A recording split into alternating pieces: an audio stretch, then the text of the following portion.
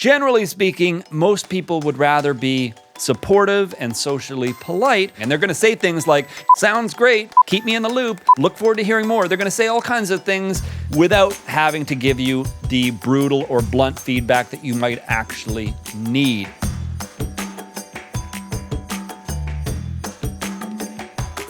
Hey, it's Rick Kettner here. Welcome back to the Startup Vlog. This is episode number 3. And again, if you haven't caught episode number 1 or episode number 2, then I do recommend that you go back and review those 2 before continuing on here. But in this episode, we're going to talk about the importance of early customer conversations as a tool both to validate the startup idea and to gather additional information and feedback that might help shape and improve the startup idea. Now, it's really important to note that there are a few assumptions that underlie virtually every startup. There are all kinds of possible assumptions, but 2 of the most common assumptions, as outlined in The Lean Startup by Eric Ries, are the value assumption and the growth assumption. So when it comes to the value assumption, the idea here is right off the bat, we are assuming that customers are going to value what it is that we plan to bring to the market, whether it's a product or a service or an experience or even something free like YouTube. Whatever it is that we're aiming to bring to the market, we have this underlying assumption that people are going to care and care enough that they actually engage with our business, whether that means paying us or using our free service, whatever it might be. We're assuming that people will care. That is the value assumption. When it comes to the growth assumption, this is quite different. And the assumption here is that we're going to have some method or mechanism for attracting customers on an ongoing basis in a way that is profitable. So not just that we can get it in front of people, but that we can do so profitably, either through something like paid advertising or word of mouth referral or any number of different marketing channels. There are all kinds of opportunities we can use, but generally speaking, when you build a startup, you have a vague sense of how you plan to attract customers, and that's an assumption. We don't know for sure that we're going to be able to use that particular approach to attract customers profitably. And so, with these things in mind, it's very important that we find ways to inexpensively validate these assumptions. So, as talked about in The Lean Startup by Eric Ries, we want to turn these assumptions into testable hypotheses where we can find out whether or not these turn out to be true, whether people do value our product, whether we can attract customers in a method that we anticipate will work. And of course, if that method doesn't work, we always have the option to try something different or to come up with a new hypothesis. So what a lot of startups end up doing is they dive straight into building a minimum viable product or MVP. And while that can certainly be a strong option, even before you build something like an MVP, it can really be beneficial to get the ball rolling with early customer conversations. So even before you build a prototype or something like that, you want to sit down with potential customers and start to get a better sense of whether or not they are interested in what you plan to build. And as I alluded to earlier, this is also an opportunity to gather helpful feedback about how you might change or modify or improve your idea to make it more likely to be successful. Now, the challenge with these early customer conversations is that very often they backfire. In fact, this is the core premise behind The Mom Test by Rob Fitzpatrick. And in that book, he explains how people typically go about trying to gather early feedback from potential customers and how it can go horribly wrong. So for example, what is very common is you go to somebody that you know and trust, or perhaps you go to a potential customer and you explain to them, here's my idea, here's what I'm hoping to build, here's why I believe it's going to make a difference in my customers' lives. And perhaps, again, you're sitting with a potential customer, so you're saying, here's how I think it might benefit you. And what you're really doing here, as Rob explains in the book, is you're putting your ego on the line. You're saying, here's my brilliant idea, here's how it's going to change the world, and what you're really doing is setting them up to offer passive encouragement, because when inevitably you explain your idea in this way, generally speaking, most people would rather be supportive and socially polite, rather than offering you the blunt feedback that you really need in order to improve or to potentially validate or invalidate your idea. And so this scenario isn't really effective because you're really setting them up to just give you passive encouragement almost regardless of what it is that you're building. And they're going to say things like, sounds great, keep me in the loop, look forward to hearing more. They're going to say all kinds of things that sound encouraging, and it might send a signal where you interpret that as being true encouragement and genuine interest in what it is that you're building, but really they're just trying to weasel their way out of the conversation without having to give you the brutal or blunt feedback that you might actually need. And so this is a formula for ultimately setting yourself up to gather information that might lead your startup astray, where you feel the idea is validated and it really isn't. People are just being polite. So with that in mind, what Rob recommends in the mom test, the central theme is, instead of talking about your product, talk about their lives as it relates to what it is that you plan to bring to the market. So instead of saying, here's what I'm building, here's how I think it'll help people, say, hey, here's a problem that I think you might be having. And start to explore, is this a problem for you? What kinds of things have you tried to solve the problem? You want to ask the kinds of questions that are going to allow you to learn more about their life as it relates to the solution that you intend to build. And much of this comes down to trying to find out if it's even a problem for them. Do they actually find the problem that you've defined as your startup hypothesis is a genuine problem that they actually care about and care about enough in order to buy something? So again, rather than talking about your product, rather than pitching or trying to sell, which is often what we do, we fall into kind of a sell mode where we're trying to explain why this is such a great product. Instead, what you want to do is just simply explore their lives as it relates to your product. And this can allow us, again, to gather very helpful information that can help us not only validate our idea, but also shape and improve our idea over time. So that's really what we want to focus on here. And let me just say, if you're interested in engaging in these kinds of conversations, then I highly recommend that you pick up a copy of The Mom Test by Rob Fitzpatrick. But with that said, let's dive into a few examples of the kinds of questions that I'm using right now to validate my own startup idea, to give you a rough sense of how these conversations might unfold. And let me just quickly remind you, the first product that I aim to bring to the market is all about addressing how to raise kids to be successful in an unpredictable world. Now, in the previous episode, I actually said in an uncertain world, but more clearly, it's in an unpredictable world, in a world in which we can't know for sure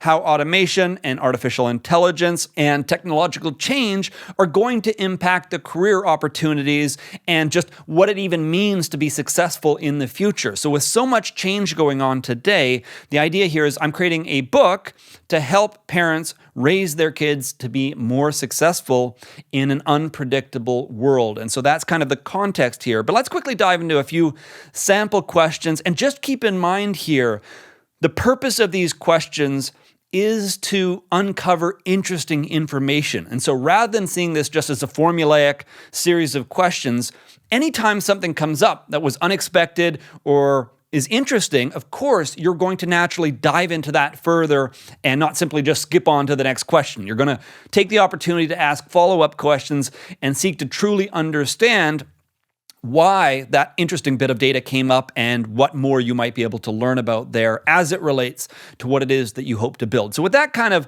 context established, let me quickly dive into a few sample questions. And again, these are questions I'm already asking potential customers as I start to kind of shape my first product. So number one, what constitutes success for you when it comes to raising kids? So right off the bat, I'm trying to get a better sense of what it is that they are looking to achieve. And worth noting here, I'm not kind of setting them up to give me the answer that I want to hear. I'm simply giving them an open-ended question. What is it that, for them, constitutes success when it comes to raising kids? Now, The second question is, what do you see as the biggest challenge when it comes to achieving that result? So again, I'm following up based on what they answer. I'm not trying to steer the conversation towards the unpredictable nature of the future or anything like that.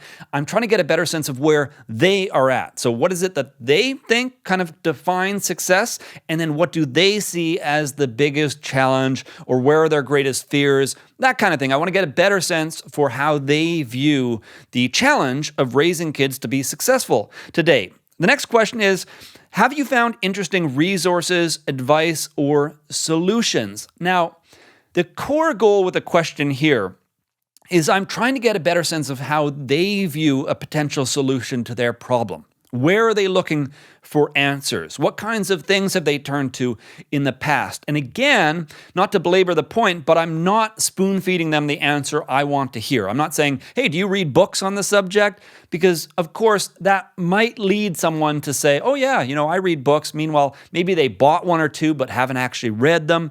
You want to find out what they think is the solution, not whether or not they would be interested in the solution that you've already kind of defined. Because there might be a chance here to discover that they would actually rather learn from podcasts or from live in-person courses, or maybe they're consulting with teachers. Who knows, right? You don't know the answer. And so the best thing to do is ask an open-ended question where you're allowing them to surprise you with their perspective. So again, the question here is, have you found any interesting resources, advice, or solutions? And you're just simply looking to find out what they typically view as the solution to the problem. And again, this applies to whatever it is that you happen to be building. Rather than steering them, you're trying to get a sense for what kind of solutions do they tend to think of or turn to. Because as we talked about in the previous episode, it's often best to meet customers where they already are. Rather than trying to force them into a certain kind of product mold, you want to find out, how do they already think about the problem? And for example, if they did say that they primarily go to podcasts, well, then I might try to shape my product idea or my vision more in line with what they're already doing to try to solve this problem. The next one is, what have you found is most effective in helping them develop, and why? Now, this is an exploratory question. And so I might have my own sense of what the solution to the problem is, but this is an opportunity for them to give me all kinds of alternative possibilities that perhaps I've never considered before. And so I'm simply trying to open things up and get a better sense of how they approach the problem, and possibly, discover something that I can research further and explore and determine whether or not it might be a fit for the project that I'm attempting to build here. Next up, we have, which parent takes the lead in sorting out strategies for raising kids effectively? And if it's not obvious, the purpose of this question is to get a better sense of the ideal customer. So in this particular case, I'm trying to figure out whether I should perhaps be writing the book more in line for fathers or for mothers. Now, when it comes to your business, what you might really be doing here is trying to figure out who in the company makes the purchasing decision when it comes to whatever it is that you're selling. And you might ask a different question entirely around, ultimately, what are the factors that go into finding a solution to this problem, or whatever it might be. You're trying to dig in and figure out who thinks about this the most, who is most likely to make the purchasing decision, who's most likely to be implementing the product, whatever it might be. Largely, of course, depending on what it is that you're creating, you want to seek to better understand who you ultimately need to convince, or who you need to create your product to serve in the end of the day. Okay, next up we have, what, if anything, do you wish you did differently as you gained more experience? So the question here being, as they've learned more being a parent, what do they wish they did differently? Now, for your business, again, this question might take the form of, what solution have you done in the past, and did you regret that? Or would you have done something differently knowing what you now know about that solution? And so the idea here is, again, to explore uncertainty, to find out about something that you might not have expected them to say. You're just opening up the table here and trying to get them to share as much as possible about how they think about the problem and unexpected solutions or anything like that. You're just trying to learn as much as possible. Next up, is there anything you'd like to share that we didn't get a chance to discuss? This is perhaps one of the most powerful questions in the entire list. And I forget where I first heard about this, but This kind of question is designed to give them an opportunity to say something that none of your previous questions really set them up to say. So as you've gone through their questions, perhaps they've been hesitant to say something, or they've wanted to say something, but it hasn't been applicable to the specific question that you've brought up. So this kind of question, what you're really doing is you're saying, hey, we're kind of wrapping up here, but is there anything else that I should know about this particular problem? Is there anything at all that you want to say that I haven't given you the opportunity to say? And in some cases, again, this is going to be an answer they've wanted to say, but the question had never been asked, or perhaps they were holding back early on. They were still trying to feel out the conversation. They didn't know that you were fully open to any answer. And so by the end of the conversation, they might be sitting on something that they're just, waiting for an opportunity to say in hopes that you'll ask the right question. And so by asking an open question like this, you're basically saying, hey, what have I missed? Or what did I fail to ask? What didn't I ask? And you're really giving them the floor. And oftentimes this question can provide the most interesting response. You really want to pay close attention to how they answer this question. And of course, in some cases, they may simply say, no, I don't really have anything else to say. But generally, if they're pretty engaged in the conversation, and if this is something that they really care about, then in many cases, they will have something interesting to add at this point. And then finally, is there another parent that you think I should interview next? And so this is a very typical wrap-up question, and you can ask this in a variety of ways. I tend to offer it pretty softly. I try to point out I'm not trying to force them to, offer up the next person I'm going to go interview, because I know that can sometimes be awkward for people where they feel socially obligated to, steer me to a friend that might, then end up asking them, why did you send this person to me? Something like that. So I try to be very gentle with this question, but I'm genuinely interested in, do they know somebody that I should be talking to? Is there another parent out there that might have an interesting perspective? I'm not trying to corner them. I'm not trying to force them to give me a referral or anything like that, but I do want to know if they happen to know somebody who would make an interesting interview for this kind of a formula here. So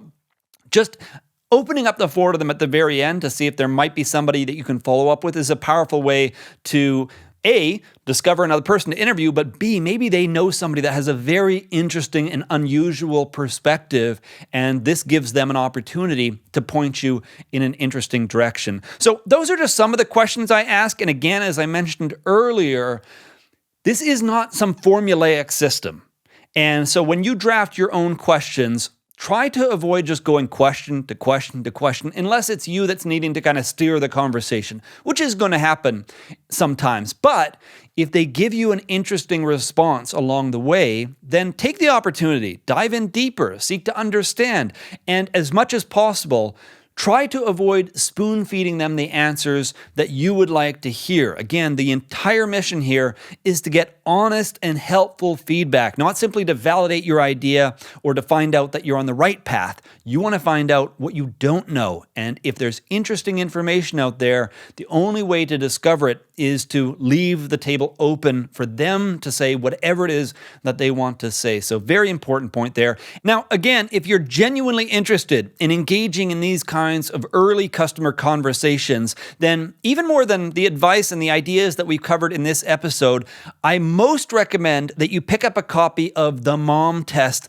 by Rob Fitzpatrick. It covers far more detailed advice on how to get the most from these kinds of conversations. Now, that's it for this episode. In the next episode, we're going to be talking about product scope. This is an incredibly important topic when it comes to building your first product with your startup. You want to get very clear on the promise that you're making to customers and who is your ideal customer, who is not your customer, and just generally getting a very clear sense of what it is that you're trying to build and avoiding feature creep and bloat that can often take over a project where it just takes longer and longer to bring the product to market. So very important that we talk about product scope and get a very clear sense of what it is that we're trying to build. So that's what we're going to be covering in the next episode. If you have any questions or comments about anything that we covered in this episode or anything you would like to see covered in a future episode, let me know down in the comment section. And of course, be sure to subscribe and turn on notifications